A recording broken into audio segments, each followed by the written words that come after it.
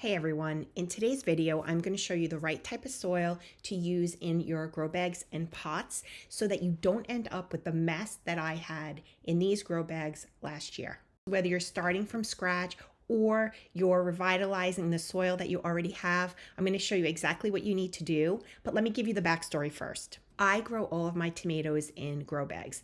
These were my tomatoes 2 years ago. They were beautiful, lush. I had hundreds of pounds of tomatoes. But these were my tomatoes last year. And because I use grow bags for my tomatoes, I can't rotate these crops. So every year I usually just amend the soil, and I've had a lot of success. But as a best practice, you should try to rotate your crops if possible, if you have the space, and you shouldn't reuse soil if you had disease in the prior year. Every couple of years, though, I will empty these bags into my raised beds to top them off, and I refill them with a brand new soil. But I made a huge error, and I bought a type of soil that just wasn't appropriate for these bags, and I didn't amend it properly. And as you can see here, it is just a totally compacted brick. I cannot even get my fist through it. I can't stick my finger into it, and so it suffocated the roots of my tomato, and they never took off.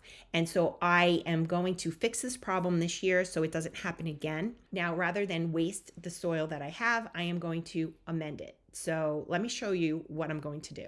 In order to do this properly and mix in the amendments, I'm going to empty the bags onto a tarp and break up all of those bricks. Because I have so many bags, I actually need to do this in stages. I cannot do all the bags at once. It just becomes too much. So depending on how much soil you're working with, you may need to do this several times in order to get the right consistency and in order for it to be manageable for you to work it. So I've done about a quarter of my bags, and I've put them onto this tarp and just breaking up all of those hard bits so that I can mix them with everything else I'm going to add into it. The first amendment I'm adding is some fresh organic potting soil. There's 4 cubic feet here that I'm adding to this particular tarp. My goal is to get a 50% of my original mixture and then 50% of the newer amendments.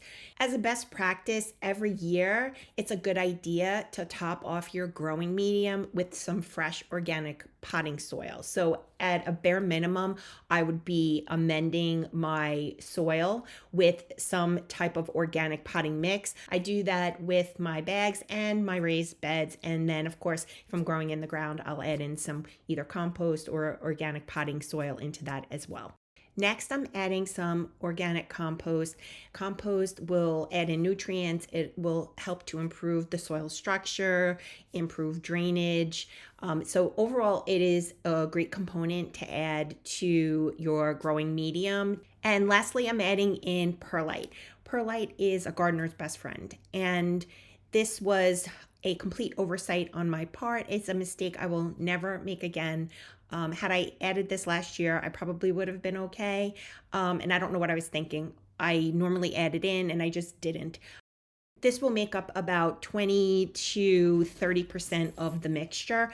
It really does help to improve drainage and make your soil light and fluffy, which allows the roots to get oxygen, which is incredibly important, and to take in nutrients. Unlike the compost and the fresh soil, or really any other amendment that you might add, fertilizer, etc., this is neutral. So it's not actually altering the chemistry of the soil. It's really there to improve the drainage. That was a workout. I filled 61 bags.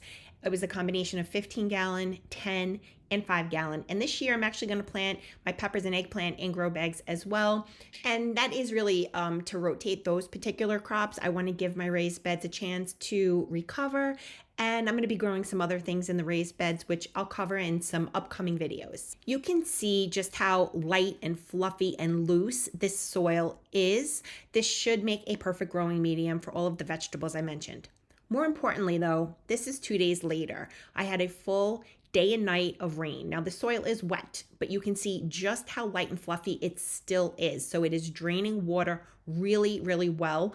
When you're starting out or when you're amending your beds, always saturate the soil to make sure that it is draining and the water is not pooling, because you do not want the water to sit in the grow bag, the pot, or your raised beds, because it will end up killing and suffocating the roots of your plants. Thank you for watching. I hope you enjoyed the video. Drop a comment below. Let me know what grow zone you're in, and like and subscribe so you don't miss any of my upcoming videos.